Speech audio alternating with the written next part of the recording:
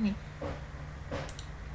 Di an Muhammad bin Ishaq an Yazid bin Abi Habib an Sulaiman bin Abdurrahman an Ubad bin Fairuz anil Bara bin Azib rafa'ahu qala la yudaha bil arja bayyin bayyin zolauha. Jadi bagaimana kriteria binatang yang dijadikan sebagai hewan kurban tersebut, ya? Pertama, binatang itu tidak boleh berkurban dengan kambing yang pincang dan jelas kepincangannya. Berarti pertama kategorinya secara umum kategori binatang yang dijadikan untuk hewan kurban tersebut adalah binatang yang sehat fisiknya, sehat badannya, ya, sehat akalnya. Nanti ini kambing saya gila, ya udah itu adalah yang dijadikan kurban. Jadi jangan jadikan kurban kambing yang gila. Atau misalkan nanti ini kambing saya kemarin tertabrak motor, kakinya pincang, yang jelas nyata-nyata pincangnya, jangan itu yang dijadikan kurban itu. Kalau untuk beribadah kepada Allah itu, ya, gunakan binatang yang memang sehat walafiat. Makanya tadi bukan katakan sehat fisiknya, sehat akalnya. Nah itu. Jadi bukan binatang yang pincang, yang mana jelas-jelas nyata kepincangannya, wala bil aura bayyin awaruha, ya. Tidak juga dengan kambing yang buta. Ini dalam hadis ini diibaratkan dengan kambing. Pokoknya di sini tidak hanya terbatas kambing. Nanti kalau dia sapi yang digunakan, jangan sapi yang buta, jangan juga sapi yang pincang. Intinya di sini kategori binatangnya. Ya, tidak binatang yang buta, wala bil maridah bayyin marduha, tidak juga binatang yang sakit. Ini kalau dibiar nih sapi saya lagi sakit sekarang, ya, daripada mati nggak menentu aja, nanti pas juga Idul Adha pas juga masa Idul Adha datang, ya udahlah ini aja yang dijadikan nanti untuk hewan kurban. Jadi bukan seperti itu. Binatang yang digunakan untuk berkurban itu yang memang sehat semuanya. Ini kita beribadah kepada Allah, begitu banyak nikmat yang diberikan oleh Allah kepada kita. Ini Allah hanya minta ke kita seekor kambing atau seekor sapi, nggak juga sebenarnya seekor sapi, karena satu sapi itu kan jatah 7 orang gitu. Ini justru yang diberikan juga nggak bukan binatang yang sehat gitu. Jadi belum di mana-mana dengan begitu banyaknya nikmat Allah yang diberikan kepada kita gitu. Jadi begitu banyak nikmat Allah, ini pas jatah kurban justru yang diberikan nanti binatang yang sakit-sakit yang dijadikan untuk kurban gitu. Jadi memang di sini kita ketika beribadah kepada Allah itu memang benar-benar binatang yang baik, yang bagus kualitasnya gitu. Kemudian wala bil ajfa allati la tunki. Kemudian bukan juga binatang yang kurus. Nah, itu. Makanya untuk binatang yang digunakan untuk berkurban itu yang sehat, yang gemuk, diutamakan yang gemuk, ya. Kenapa yang gemuk? Yang banyak dagingnya, supaya nanti dagingnya itu bisa diberi-beri, bisa dibagi-bagikan kepada orang. Nah, itu. Jadi ini kategori-kategori binatang yang dijadikan untuk hewan kurban. Nah, itu. Bukan binatang yang buta, pokoknya bukan binatang yang sakit-sakitan, bukan juga binatang yang kurus. Kemudian korban dengan sapi atau unta, itu satu sapi, satu unta, satu kerbau itu untuk 7 orang. Nah, ini hadisnya. Haddatsana Qutaibah bin Sa'id, haddatsana Malik, wa haddatsana Yahya bin Yahya, ya, wal lafzu lahu qala qara'tu ala Malik an Abi Az-Zubair an Jabir bin Abdullah. Jadi dari Jabir bin Abdullah dia berkata, qala naharna ma'a Rasul sallallahu alaihi wasallam amal Hudaybiyah. Jadi apa kata Jabir? Kami pernah menyembelih hewan kurban bersama Rasulullah pada saat perjanjian Hudaybiyah. Kemudian waktu itu binatang yang disembah itu adalah al-badanah. Al-badanah itu adalah seekor unta, nama unta.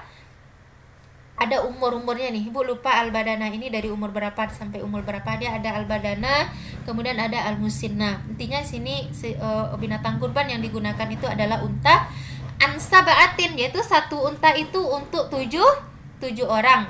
Wal baqarah an sab'atin, dan juga satu sapi itu untuk 7 orang. Jadi sapi dengan kerbau sama nanti. Satu sapi, satu kerbau itu untuk 7 orang jatahnya.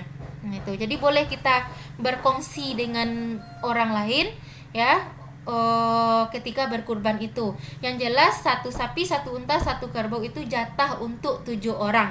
Nah, itu. Jatah untuk 7 orang. Sebenarnya sini ada hikmahnya juga dengan antara sapi dengan kambing ini. Ada hikmahnya, satu ekor sapi dibandingkan dengan dibandingkan dengan 2 ekor kambing, udah pasti nanti sapi yang banyak dagingnya kan. Intinya di sini pertama, sapi itu dagingnya lebih banyak dibandingkan dengan daging kambing, sehingga tentu bisa juga dibagi lebih banyak kepada orang lain gitu. Kemudian juga kalau kita saja sendiri seekor sapi tentu akan merasa terberatkan gitu. Sehingga dengan adanya berkongsi 7 orang itu, yang tadinya berat menjadi lebih ringan. Oh Bu, saya maunya sendiri seekor sapi saja. Ya boleh, nggak ada masalah di sini. Kalau dia mampu seperti itu dengan 1 ekor sapi dia untuk berkurban, mampu ya silahkan saja gitu. Tapi ketika memberatkan kita rasanya, ya kan 1 ekor sapi itu boleh jatah untuk 7 orang, atau 1 ekor kerbau itu boleh jatah untuk 7 orang. Nah, itu. Kemudian di sini boleh nggak semua yang berkaitan dengan daging kurban itu dijual? Nah, itu. Jadi semua yang berkaitan dengan daging kurban itu tidak ada yang kita jual. Nah, itu. Tidak ada yang dijual. Ya, jadi tidak ada yang dijadikan sebagai konsumsi pribadi. Nah, itu tidak ada yang dijadikan sebagai konsumsi pribadi. Oh, udahlah, ini kulitnya saya jual aja, kulitnya nanti saya saya gunakan untuk beli ini atau beli itu. Jadi tidak ada hasil dari binatang kurban itu, tidak ada yang dijual gitu. Kalaupun sebenarnya, oh Bu, kulitnya ini nggak ada Bu di tempat saya yang mau mengolahnya, yaudah silakan berikan kepada orang yang mau untuk mengolah kulitnya tersebut, tapi tidak untuk kita jual gitu. Ada kan kalau kulit binatang itu kan bisa dibuat kerupuk atau ya bisa lah diolah gitu. Pas juga misalkan di tempat kita tidak ada orang yang mau untuk mengolahnya, ya silakan berikan kepada siapa yang mau ya untuk dia olah, ya silakan diberikan saja ke dia, tapi tidak untuk kita jual gitu. Kemudian juga ini kurban ini ada secara umum kan hukum kurban ini kan sunnah muakkad, sunnah yang dianjurkan gitu. Kecuali itu kurban nazar. Ada yang tahu itu kurban nazar? Ya, misalkan nanti Ardi ini dia bernazar, kalau saya tamat dari YIN ini 3,5 tahun dengan IPK 4, misalkan itu nazar Ardi ini ya. Tamat saya dari YIN ini 3,4 3,5 tahun dengan IPK saya 4, saya bernazar 1 bagian kurban. Ingat ya, bukan 1 ekor sapi kurban, tapi 1 bagian. Misalnya saya bernazar 1 bagian kurban, atau misalkan saya bernazar 1 ekor kambing untuk kurban misalkan. Itu nazarnya, itu nazar kurbannya menjadi wajib baginya karena dia nazar.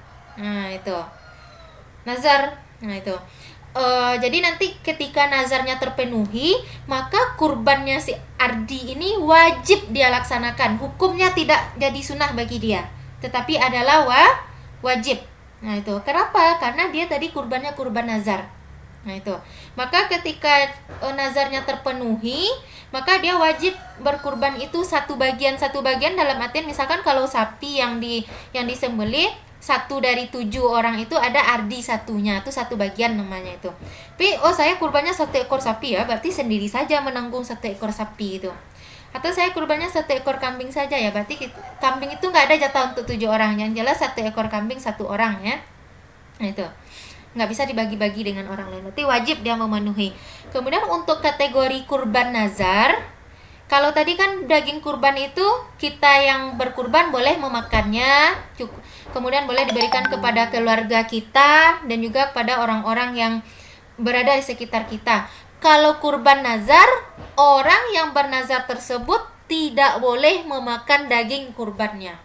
Nah, itu yang diingat, bedanya kurban nazar dengan kurban yang bukan nazar. Karena kurban nazar ini wajib. Makanya di sini orang yang kurban itu kurban nazar, maka nanti tidak boleh dia memakan daging kurban tersebut.